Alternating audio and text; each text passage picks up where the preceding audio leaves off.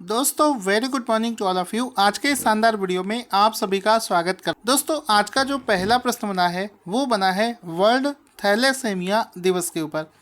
Question बनेगा कि विश्व थैलेसेमिया दिवस प्रति वर्ष किस दिन मनाया जाता है, और आंसर हो जाएगा ऑप्शन नंबर सी, यानी कि हर साल 8 मई को। कब मनाया जाता है? हर साल 8 मई को, 8 मई को हर साल विश्व थैलेसेमिया दिवस मनाया जाता है। ऑप्शन नंबर सी इसका राइट आंसर हो जाएगा। ये थैलेसेमिया क्या है, यहाँ पर आपको बताना चाहूँगा। ये जो थैलेसेमिया शब्द यूज़ किया है, ये एक तरीके की वंशानुगत बीमारी है, ये एक रोग है। ठीक है, अब इसे एग्ज़ाम में अगर आप देखोगे तो रेलवे और एसएससी में इस टॉपिक से बहुत सारे क्वेश्चंस पूछे गए हैं, और उन सभी क्वेश्चंस को मैं इस वीडियो में डिस्कस करूँगा। उससे पहले आपको बताना चाहूँगा कि इसको मनाए जाने के पीछे का उद्देश्य ये है कि इस थैलेसेमिया रोग के बारे में ज़्यादा से ज़्यादा लोगों तक अवेयरनेस पहुंचाना, और इसकी रोकथाम के लिए क्या क्या किया जा सकता है इसके बारे में आपको जानकारी देना इस दिवस का उद्देश्य बताया गया है। साथ ही साथ में आपको भी इस रोग का पता होना चाहिए, क्योंकि ना सिर्फ आप या आपकी फैमिली में भी अगर किसी को ये बीमारी होती है तो कम से कम आप उसको ये बता पाओगे कि ये बीमारी कौन सी है और इसको कैसे सही किया जा सकता है। उससे पहले इस दिवस के लिए जो विषय है 2021 का वो क्या है? वो है addressing health inequalities across the global thalassemia community. ये इसका वर्ष 2021 के लिए विषय है जो कि एग्ज़ाम में पूछा जा सकता है। अब ये क्या है? ऑप्शन में आपको बहुत सारी चीज़ें दी जाएंगी। थैलेसेमिया रोग किस चीज़ से संबंधित है आपको पता होना चाहिए। ये एक रक्त विकार है, यानी कि ब्लड से संबंधित एक विकार है जिसको थैलेसेमिया कहा जाता है। ये किस तरीके की बीमारी है? ये वंशानुगत बीमारी है, यानी कि अगर आपके माँ बाप में से किसी एक को भी ये बीमारी है तो बच्चे को होने के चांसेस रहते हैं। तभी आपने देखा होगा कई जो रिच फैमिलीज होती हैं वो क्या करते हैं, शादी तय करने से पहले ही लड़के और लड़की का ब्लड टेस्ट करवाते हैं। उसमें ये पता करते हैं कहीं ऐसा तो नहीं है कि लड़के को थैलेसेमिया बीमारी हो। तो क्योंकि अगर लड़के या लड़की किसी को भी थैलेसेमिया नाम का रोग होगा तो उनके बच्चों में ये विकार डेफिनेटली देखने को मिलेगा। आगे चलते हैं। अब इसमें इस बीमारी, अगर ये बीमारी किसी व्यक्ति को लग जाए तो उसको क्या दिक्कत होती है? होता क्या है कि आपको पता है कि हमारे ब्लड में दो तरीके के सेल्स होते हैं, एक को बोलते हैं WBC, एक को बोलते हैं RBC। WBC मतलब वाइट ब्लड सेल्स और RBC मतलब रेड ब्लड सेल्स। तो थैलेसेमिया बीमारी होने से शरीर के अंदर में जो लाल रक्त कणिकाएं हैं, RBC रेड ब्लड सेल्स हैं, उसका उत्पादन सही तरीके से नहीं हो पाता है, जिसकी वजह से इन कोशिकाओं की कमी हो जाती है, और जिस व्यक्ति को ये बीमारी होती है उसकी आयु कम हो जाती है।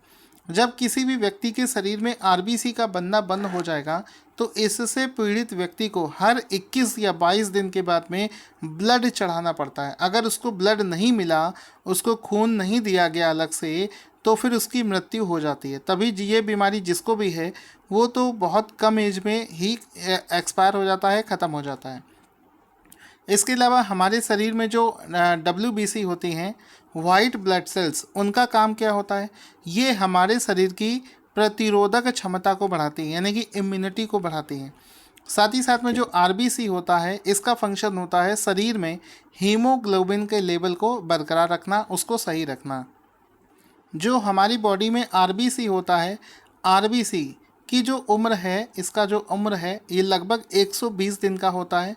उसके बाद में वो डिस्ट्रॉय होकर नए RBC सेल्स बनते हैं। लेकिन अगर किसी व्यक्ति को थैलेसेमिया रोग हो जाए तो उसकी जो RBC है उसका जीवन काल मात्र 20 दिन का होता है। इसी वजह से हर महीने इस व्यक्ति को खून की ज़रूरत होती है, ना मिलने पर इसकी मृत्यु भी हो जाती है। आगे चलते हैं। उससे पहले दोस्तों, अगर आपको हमारा वीडियो अच्छा लगे, हमारा कंटेंट आपको पसंद आता है, तो हमें इस वीडियो को लाइक और शेयर करके हमें मोटिवेट करना ना भूलें, क्योंकि आपके लिए ऐसा शानदार कंटेंट मैं आपको लाता रहूँगा। क्वेश्चन बनेगा, हाल ही में लॉरियस वर्ल्ड स्पोर्ट्स अवार्ड्स 2021 की घोषणा करी गई है। और इस अवार्ड्स के दौरान किस खिलाड़ी को Laureus world sportsman of the year award से सम्मानित किया गया है? तो Laureus world sportsman of the year male category में दिया गया है राफेल नडाल को। ऑप्शन नंबर ए इसका राइट आंसर हो जाएगा। राफेल नडाल को ये अवार्ड दिया गया है। यहाँ पर आप बहुत ही शानदार प्लेयर राफेल नडाल का फोटो देख सकते हैं। देखिए, Rafael Nadal Laureus world sports person of the year, इनको मेल कैटेगरी के तहत स्पोर्ट्समैन ऑफ द ईयर के अवार्ड से सम्मानित किया गया है। अब इसमें पूरी विजेताओं की हम लोग सूची देखेंगे। तो सबसे पहले यहाँ पर देखिए स्पोर्ट्समैन ऑफ द ईयर दिया गया है राफेल नडाल को। लेकिन अगर हम लोग बोलें कि इसी अवार्ड्स के दौरान sports women of the year किसे दिया गया है, तो विमेन कैटेगरी में sports women of the year दिया गया है नाओमी ओसाका, जापान की प्लेयर नाओमी ओसाका, जिनका एक फ़ोटो भी यहाँ आपको दिखाना चाहूँगा। ये है जापान की famous player Naomi Osaka, tennis खेल से संबंधित हैं। इनको लॉरियस वर्ल्ड स्पोर्ट्स अवार्ड के दौरान में सबसे अच्छी female player of the year का अवार्ड दिया गया है। आगे चलते हैं। अब इसमें पूरी लिस्ट देखते हैं कि किसको कौन सा अवार्ड दिया गया है। World team of the year दिया गया है बायर्न म्यूनिक को। Breakthrough of the year Patrick Mahomes. Comeback of the year Max Parrott को दिया गया है। इसके बाद में है स्पोर्ट्स फॉर गुड, ये दिया है किक फेयर के द्वारा किक फॉर्मोस को। ठीक है। Life time achievement award Billie Jean King को दिया गया है। Laureus athlete advocate of the year Lewis Hamilton को दिया गया है। तो जितने भी मैंने आपको नाम बताए हैं सभी इंपॉर्टेंट है, सभी एग्ज़ाम में पूछे जा सकते हैं। आगे चलते हैं। ये जो अवार्ड हैं लॉरियस विश्व खेल पुरस्कार, इनकी शुरुआत वर्ष 2000 में करी गई थी। सबसे पहले इनको ईयर 2000 में प्रदान किया गया था। ये पुरुष और महिला मिलाकर कुल मिलाकर 6 कैटेगरीज में दिया जाता है, जो कि आपको याद रखना है। दोस्तों, जो अगला क्वेश्चन बनेगा बहुत ही ज़्यादा शानदार है, मतलब इसको करने में आपको मज़ा भी आएगा और इम्पोर्टेंट भी है। क्वेश्चन बनेगा कि हाल ही में खबरों में चल रहा the R21 matrix M vaccine किस रोग से संबंधित है? तो ये जो वैक्सीन है ये मलेरिया रोग से संबंधित है। ऑप्शन नंबर 20 का राइट आंसर हो जाएगा। The R21 matrix M vaccine जो है मलेरिया रोग से संबंधित है। ऑप्शन नंबर 20 का राइट आंसर हो जाएगा। अब इसमें आपको बताना चाहूँगा कि मलेरिया रोग हम लोग बहुत पहले से सुनते आ रहे हैं, लेकिन आप ये जानकर हैरान हो जाएंगे कि मलेरिया की वैक्सीन हम लोग इस महीने बना पाए हैं 2021 में। लगभग 37 साल के बाद में हम मलेरिया का वैक्सीन डेवलप कर पाए हैं। आप ये अनुमान लगाइए, मैं तो यही सोचकर परेशान हूँ कि मलेरिया की बीमारी का वैक्सीन आज जाकर डेवलप हुआ है 37 साल के बाद में। तो क्या कोरोना की वैक्सीन को बनाया जा सकता है? क्या कोरोना की वैक्सीन को आगे आने वाले 2-3 सालों में हम बना सकते हैं? और अगर मलेरिया जैसी बीमारी को हम समूल रूप से नष्ट नहीं कर पाए हैं तो क्या हम कोविड को हमेशा के लिए ख़त्म कर पाएंगे? मुझे ऐसा लगता है कि कोविड अब हम लोगों के साथ में रहेगा, इसको हम कभी ख़त्म नहीं कर पाएंगे। आप लोग इस बारे में क्या सोचते हैं बताइएगा। तो ये पूरी दुनिया की पहली, याद रखिएगा, मलेरिया के लिए आपको बहुत सारी दवाएं तो दी जाती होंगी, लेकिन इसका वैक्सीन अभी तक डेवलप नहीं हुआ था। यहाँ पर ये जो R21 मैट्रिक्स एम वैक्सीन है, ये दुनिया की पहली मलेरिया की वैक्सीन है। अब इसमें क्या होता है, सुना तो बहुत होगा कि सर मैंने दवाइयाँ तो बहुत सुनी मलेरिया को लेकर। यहाँ पर देखिए WHO क्या कहता है, वर्ल्ड हेल्थ ऑर्गेनाइजेशन का कहना है कि जिस वैक्सीन का इफिकेसी यानी कि उसकी क्षमता 75% होगी, उसको ही ये उसका वैक्सीन का दर्जा देंगे। तो अभी तक जितने भी एक्सपेरिमेंट या जितने भी वैक्सीन बनाए जा रहे थे, किसी के भी इफिकेसी जो थी वो 75% के आसपास नहीं थी। इस वजह से अभी तक किसी को भी प्रमाण नहीं दिया गया था। ये पहली ऐसी वैक्सीन है जिसको WHO ने मान्यता प्रदान कर दी है। तो यहाँ पर आप देख सकते हैं WHO का जो इफिकेसी गोल होता है वो 75% होता है, लेकिन इस मलेरिया वैक्सीन का जो इफिकेसी रेट है वो 77% है। इसने हाल ही में बुर्किना फासो में 450 बच्चों पर इसका एक्सपेरिमेंट किया था, जो कि सक्सेसफुल रहा। ये सारी चीज़ें यहाँ पर लिखी हुई हैं। आगे चलते हैं। इस वैक्सीन को किसने बनाया है? तो इसको यूनिवर्सिटी ऑफ ऑक्सफोर्ड के द्वारा इसको डेवलप किया गया है। साथ ही साथ में WHO का देखो क्राइटेरिया 75% का होता है, ये मैं आपको बता चुका हूँ। इससे पहले एक टीका बहुत ज़्यादा चलन में था जिसका नाम था RTS-S, लगभग उसी का ये एडवांस फॉर्म लग रहा है। और ये जो RTS-S है ये उसी का पहले से इस पर काम चल रहा था और इसी के बनते बनते इस वैक्सीन का निर्माण हुआ है। इसके अलावा और भी बहुत सारी चीज़ें थ्योरी यहाँ पर दे रखी है। आप इसका PDF हमारे टेलीग्राम से, जिसका नाम है टारगेट स्टडी IQ, वहाँ से लेकर इसको रिवीजन कर लेना।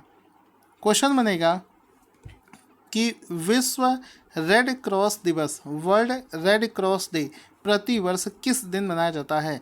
तो एवरी ईयर 8 मई को वर्ल्ड रेड क्रॉस डे मनाया जाता है। ऑप्शन नंबर डी इसका राइट आंसर हो जाएगा। इसको याद रखना भी आसान है। देखिए इसमें क्या करेंगे, 8 मई आपको कैसे याद रहेगा? देखिए इसको ऐसे मिला दिया और इसको ऐसे मिला दिया तो ये लगभग 8 जैसा लग रहा है। देखो इसको मैं इस तरीके से जोड़ूंगा और इसको इस तरीके से ऊपर जोड़ देता हूँ, ठीक है। ये देखो 8 लग रहा है, बस थोड़ा सा रोटेशन हो रखा है। इसको अगर हल्का सा घुमा दिया जाए तो 8 लगेगा। तो वर्ल्ड रेड क्रॉस डे जो है हर साल 8 मई को मनाया जाता है। ऑप्शन नंबर डी इसका राइट आंसर हो जाएगा। अगर हम लोग वर्ष 2021 के इस दिवस के विषय की बात करें तो इसका विषय है अनस्टॉपेबल, ये इसका विषय है। क्वेश्चन बनेगा कि हाल ही में दुनिया के पहले आर्टिफिशियल इंटेलिजेंस से लैस जहाज का क्या नाम है? हाल ही में चर्चा में चल रहा मे फ्लावर 400। तो ये जो मे फ्लावर 400 नाम से जहाज है, ये पूरी दुनिया का पहला ऐसा जहाज है जो कि आर्टिफिशियल इंटेलिजेंस से लैस है। ऑप्शन नंबर ए इसका राइट आंसर हो जाएगा। इस जहाज़ को आप देख सकते हैं, ये पानी का जहाज है, शिप है। ये छोटा सा एक शिप है, लिखा है Mayflower 400 world's first artificial intelligence ship. Artificial intelligence का मतलब होता है कृत्रिम बुद्धि, यानी कि जब मशीन में भी सोचने की क्षमता डेवलप हो जाए उसे बोलते हैं आर्टिफिशियल इंटेलिजेंस। यानी कि मशीन खुद से डिसीजन लेने लगे उसे बोलते हैं आर्टिफिशियल इंटेलिजेंस। तो यहाँ पर आप देखेंगे ये जो जहाज़ है ये 15 मीटर लंबा है और इसका वजन जो है लगभग 9 टन के आसपास में है। इसका उद्देश्य क्या है? पानी समुद्र के अंदर में जो प्लास्टिक पॉल्यूशंस होता है उसको अध्ययन के लिए इसको लॉन्च किया गया है। अगला प्रश्न बनेगा कि हाल ही में सिर्फ एक्सरेज के माध्यम से कोविड-19 का पता लगाने के लिए आत्मन AI नाम से एक टूल किसने विकसित किया है? तो आंसर हो जाएगा DRDO। हाल ही में DRDO ने आत्मन AI नाम से एक टूल विकसित किया है जिसमें कि आपको CT स्कैन करवाने की ज़रूरत नहीं पड़ेगी। दोस्तों जैसा कि आप सभी लोग जानते हैं, अगर किसी को भी इस समय कोविड हो जाए तो डॉक्टर उसको RT-PCR कराने से पहले उसको CT स्कैन कराने की सलाह देते हैं, क्योंकि CT स्कैन में आपके चेस्ट में कितना ज़्यादा इन्फेक्शन है वो पता चल जाता है। लेकिन एक CT स्कैन जो है ये 10 एक्सरेज के बराबर होता है, यानी कि रेडिएशन का खतरा बहुत होता है। ज़्यादा रेडिएशन मतलब आपको कैंसर होने के चांसेस होते हैं। तो हाल ही में DRDO ने एक नया तरीका डेवलप किया है, लिखा है DRDO develops artificial intelligence algorithm to detect कोविड-19 presence from the chest X ray. तो इसमें आपका सिंपल एक चेस्ट का एक्सरे करवाया जाएगा और ये जो आत्मन AI नाम से ये जो टेक्नोलॉजी है, जो टूल है, ये क्या करेगा कि इस टूल के माध्यम से चेस्ट के एक्सरे मात्र को देखने से ही ये पता लग जाएगा कि ये कोविड से इन्फेक्टेड है या नॉर्मल। तो ये इसका पता लगाया जा सकता है।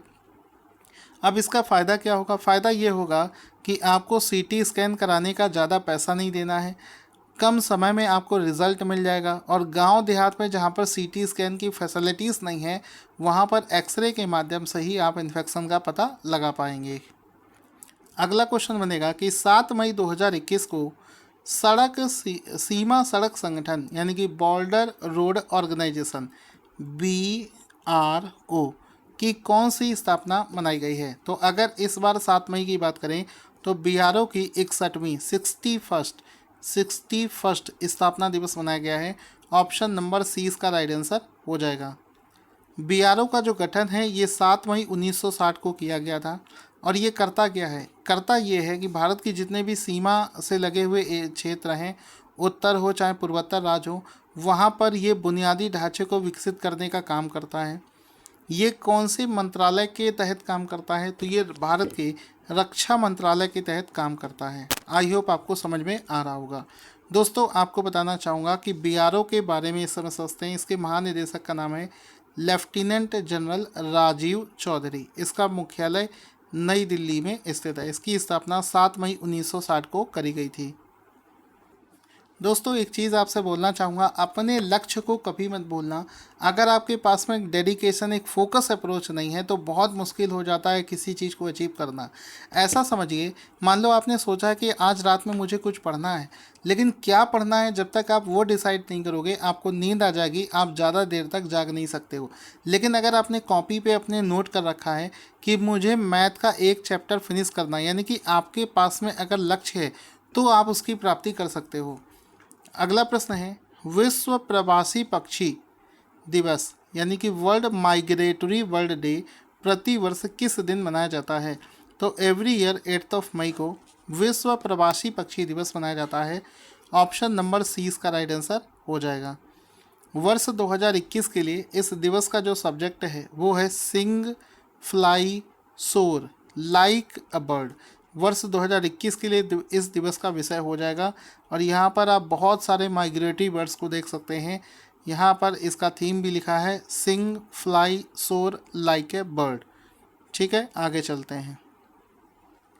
क्वेश्चन बनेगा, एन रंगास्वामी ने 7 मई 2021 को कौन सी बार पुदुचेरी के मुख्यमंत्री के पद की शपथ ग्रहण करी है?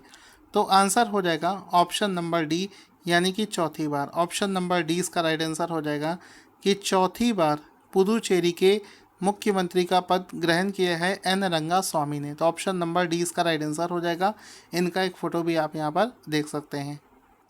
ये कौन सी पार्टी से बिलोंग करते हैं? तो ये Akhil Bharatiya NR Congress AINRC party के संस्थापक हैं, उसी से ये बिलोंग करते हैं। इनको जो पद की गोपनीयता की शपथ है वो लेफ्टिनेंट गवर्नर तिमिलिसई सौंदरराजन ने दिलवाई है। तो ये भी आपको याद रखना है। चूँकि पुदुचेरी एक केंद्र शासित प्रदेश है तो आपकी नॉलेज के लिए बताना चाहूँगा कि भारत में कुल 28 राज्य हैं और 8 केंद्र शासित प्रदेश हैं। केंद्र शासित प्रदेशों की अगर हम लोग लिस्ट देखें, आपको एक बार दिखा देते हैं। Andaman and Nicobar island, Chandigarh, Dadra and Nagar Haveli और दमन एंड दीव। आपको पता होगा इन दोनों को आपस में मर्ज कर दिया गया था। फिर उसके बाद में आ जाता है दिल्ली, जम्मू एंड कश्मीर, लद्दाख, लक्षद्वीप, पुदुचेरी। तो कुल मिलाकर 28 भारत में राज्य हैं और 8 आपकी यूनियन टेरिटरीज़ हैं। ये छोटी छोटी चीज़ें भी एग्ज़ाम में पूछ लेता है। तो दोस्तों आज हम लोगों ने जितने भी क्वेश्चंस किए हैं उसका एक बार फटाफट से रिवीजन हो जाए तो मज़ा आ जाएगा। पहला प्रश्न था कि R21 मैट्रिक्स M क्या है? तो ये मलेरिया की वैक्सीन है जिसको हाल ही में डेवलप किया गया है। फिर क्वेश्चन बनेगा, वर्ल्ड रेड क्रॉस डे कब मनाया जाता है? 8 मई को हर साल मनाया जाता है। पहला आर्टिफिशियल इंटेलिजेंस जहाज कौन सा है? तो मे फ्लावर 400 इसका राइट आंसर हो जाएगा। हाल ही में आत्मन AI किसने टूल विकसित किया है? DRDO ने इसको विकसित किया है।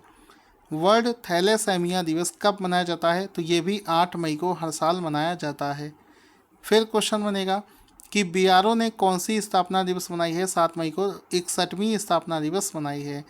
क्वेश्चन है, वर्ल्ड माइग्रेटरी वर्ल्ड डे किस दिन मनाया जाता है? ये भी 8 मई को हर साल मनाया जाता है। क्वेश्चन बनेगा, एन रंगास्वामी ने कौन सी बार पुदुचेरी के मुख्यमंत्री बने हैं? तो चौथी बार बने हैं। क्वेश्चन बन जाएगा कि हाल ही में Laureus world sportsman of the year award किसे दिया गया है? तो राफेल नडाल इसका राइट आंसर हो जाएगा। दोस्तों अगर आपको कंटेंट अच्छा लगा हो तो मुझे आपके सपोर्ट की ज़रूरत है। पहले तो ये जो क्वेश्चन दिख रहा है इसका आंसर बताइए और इस वीडियो को हो सके तो व्हाट्सएप पर शेयर करना ज़रूर ना भूलें और इसको लाइक ज़रूर करें। इससे मुझे सपोर्ट मिलेगा, आपको और भी ऐसे वीडियोस देता रहूँगा।